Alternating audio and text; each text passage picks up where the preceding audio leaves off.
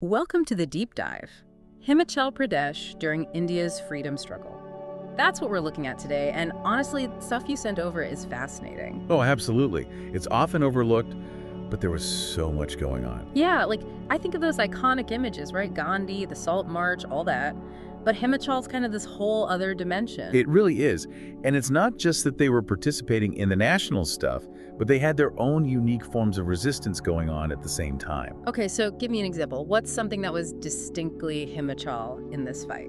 Well, you've got figures like Lal Singh, right? He was big in the Indian National Congress, really leading the charge against British policies in the region. Okay, so you've got the Congress connection, but also, I gotta ask about Sardar Ajit Singh. Ah, yes, the family ties. Being related to Bhagat Singh, I mean, that's a legacy. Imagine the pressure, but also the inspiration. And Ajit Singh, he really made his own mark on the movement. And what about Shiv Kumar? The sources mentioned him too, right? Absolutely. Deeply involved in the Quit India movement of '42. So these figures, maybe not household names everywhere, but essential in mobilizing people in Himachal. Okay, so we're talking Quit India. How did that play out specifically in Himachal, though? Was it an urban thing mostly, or did that message reach those more rural areas? That's where the forest satyagraha comes in. These were protests very specifically against British restrictions on using forest produce. Okay, that makes sense given the region. Huge impact. For a lot of the population in Himachal, this wasn't just political, it was their livelihood. Their way of life. We hear a lot about salt satyagrahas, but this forest version, that's distinctly Himachali. Right, it's like the independence struggle gets this very local, almost personal dimension. And speaking of personal, what about those everyday folks caught up in all this? Were they just following leaders, or did they have their own ways of resisting? Oh, far from passive. You've got the Kisan Sabha, for example, these peasant assemblies working to improve conditions for farmers and laborers. Not just about independence from the British, but social change within their own communities as well. So we're seeing layers here, right? National movements, these local leaders, and then this very grassroots effort happening all at once. But it couldn't have all been peaceful protests and assemblies. The sources hinted at a darker side, too. Yeah, you're right. Alongside all the nonviolence, we have accounts of underground operations, attacks on British officials, even arms smuggling happening in Himachal. Wow. Okay, so it adds this whole element of risk and daring, right? Yeah. It wasn't just speeches and marches. This was putting their necks on the line. And you have to remember, Himachal Pradesh, it had this strong martial tradition, especially among the Rajput and Khsatriya communities. Right. That warrior spirit. Didn't even think about how that pre-existing element might have played into their approach to the whole freedom struggle. It's fascinating, isn't it? We focus on the political ideologies, but sometimes it's those deeper cultural undercurrents that drive a movement. And speaking of cultural shifts, the sources also talk about how nationalist sentiment was growing through education. Oh, interesting. Like schools and local institutions becoming hubs for spreading the message. Exactly. You shape young minds, expose them to these ideas early on. Makes sense. But I bet the British weren't too thrilled about that. Was there any pushback trying to control the curriculum or anything? Of course. They knew the power of education, tried to maintain control through different means. But the message of freedom, it still got through, often in subtle ways. Okay, so you have the political action, the cultural shifts, and then this Jantar Mantar incident in 1938. This one sounds intense. A mass gathering in Delhi, brutally suppressed by the British. What drove the folks from Himachal to take that kind of risk? They wanted their voices heard on a national stage, not just a spontaneous outburst. This was organized. People traveled a considerable distance, especially from the Kangra and Solan regions. So the sources mentioned they were aiming to challenge British policies, specifically. Do we know which policies, or was it more about just making a statement in general? It seems to have been both. Specific grievances, yes, but also showing their unity, their determination against colonial rule. And the brutality of the suppression. Man, that speaks volumes about the level of fear and control the British were trying to maintain. Absolutely. Turning point, for sure. The Jantar Mantar incident, tragic as it was, it fueled that fire of resistance even further, pushed people towards more daring, more clandestine forms of opposition. Really makes you think about the bravery of those involved, knowing the risks they were taking. We often focus on the big names, the big events, but it's these countless acts of courage happening on a smaller scale all across the country. Exactly. Each individual who stood up, each act of resistance, no matter how small, It all contributed to that larger wave of change that eventually swept across India. And it wasn't just the men, right? I'm curious to hear more about women like Durga Devi who were at the forefront. Oh yeah, absolutely. The sources mention her involvement in protests, her prominent role. And she's just one example, right? Women across Himachal Pradesh were active in this. Oh yeah, challenging norms, risking their safety, their lives for this cause. It's a good reminder that the fight for freedom wasn't limited by gender, you know? These women were just as passionate, just as dedicated. Yeah, and their stories often go untold, overshadowed by the dominant male narratives, right? It's crucial that we bring those voices to light because their courage, their sacrifice, it had a huge impact. Absolutely. And speaking of institutions playing a role, the sources also mention how religious spaces, gurdwaras, temples, even Shakti Peeths became centers of resistance. I've got to admit, that's not something I'd considered before. Fascinating, isn't it? These places of worship, they transcended their spiritual function, became hubs for organizing, spreading those messages of unity, patriotism, even sheltering those involved in the movement. That's incredible. Like the freedom struggle tapped into this pre-existing network of community, of shared belief, transformed these spaces into something much more. It highlights how interconnected faith, culture, and politics were during that era, right?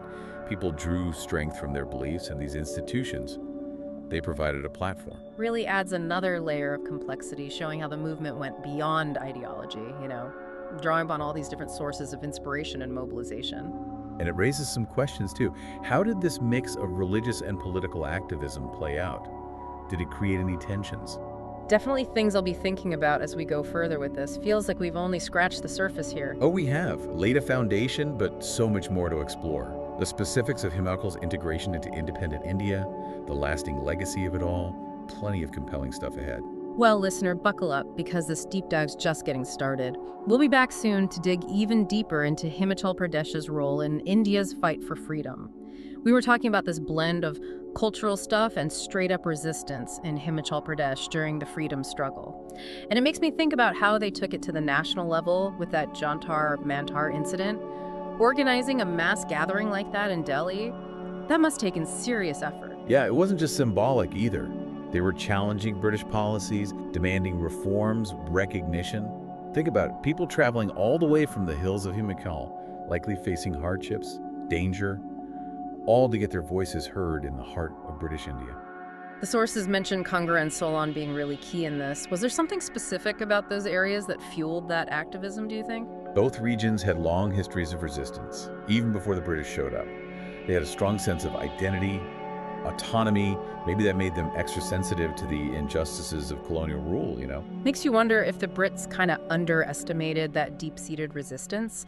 Did they even anticipate that strong a reaction from a region they might have considered peripheral? It's likely they miscalculated. Yeah. Colonial powers often did that, assuming that controlling the major cities meant you controlled the hearts and minds of everyone. And the fact that they cracked down so hard at Jantar Mantar paints a grim picture, huh? It does.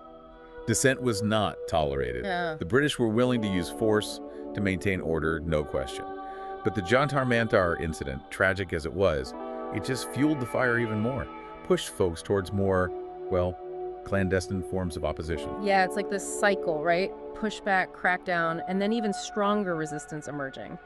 But amidst all that political turmoil, it's striking how much of the struggle in Himachal was tied to everyday life, livelihood. The Chamba Revolution, you mean? Exactly. It gets categorized as this political uprising, but at its heart, it feels like a social revolution, right?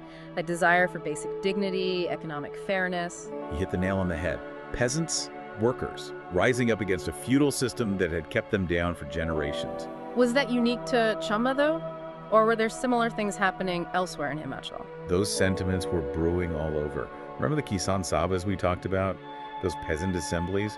That wasn't just about land rights. It was about challenging those power structures that kept rural communities marginalized. So it's not just about throwing off British rule, it's about creating a more just society within their own communities too, like two revolutions at once almost. One against the Brits, one against internal systems of oppression. Insightful, that is. Speaks to the complexity of it all. It wasn't a single movement, but a whole tapestry, right? Woven from different threads. Each community with its own needs, its own aspirations. And it brings us back to that Himachali form of resistance, the forest satyagraha. Easy to overlook something like that, but for those folks whose lives were so tied to the forest, Oh, it was huge E. The forests weren't just timber or revenue for the British, they were integral. You know, food, medicine, fuel, building materials, restricting access to that. You're disrupting a way of life that had existed for centuries. it's like those images of the salt satyagraha, right? Gandhi, the marches. This forest version, maybe less famous, but just as powerful, I'd argue, rooted in the everyday reality of people's lives. And just like the Salt Satyagraha, it showed what collective action could achieve. People coming together, different villages, communities, united against laws that threatened their very existence. It's fascinating how these local struggles become part of a larger national movement. How'd that connection play out in Himachal specifically? Well, the national leaders, the movements, they gave a framework, right? A shared ideology, a language of resistance. Yeah.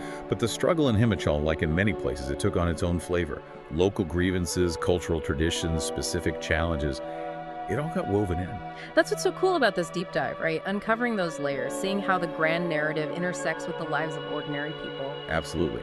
And in Himachal's case, one of those layers is that warrior spirit we've talked about.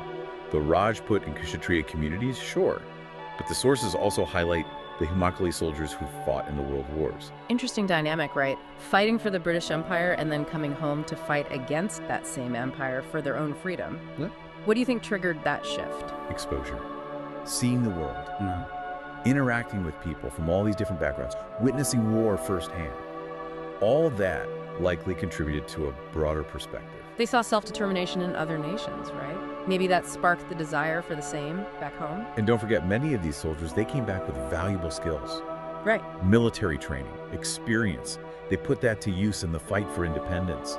Training volunteers, organizing underground movements, even carrying out missions. Like they were bringing the fight home, literally. Using their skills to defend their own land, their own people. Challenges those assumptions about who a freedom fighter is, too. It wasn't just speeches, intellectual debates. It was about utilizing whatever you have, whatever skills you possessed, to achieve that goal of independence. It's a reminder that revolutions are won not just through grand gestures, but through the collective effort of folks from all walks of life, each person contributing their own unique talents, their own perspectives. Exactly. And in Himachal Pradesh, it seems religion played a key role too, mobilizing people, shaping the course of resistance. We talked about how those gurudwaras, temples, Shaktipeeths, they became centers of activism. I'm curious to dig into that a bit more. Was it a top-down thing?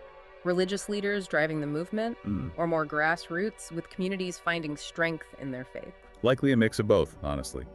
Leaders, recognizing the injustices, they took on that advocate role, using their platforms to spread messages of resistance, unity.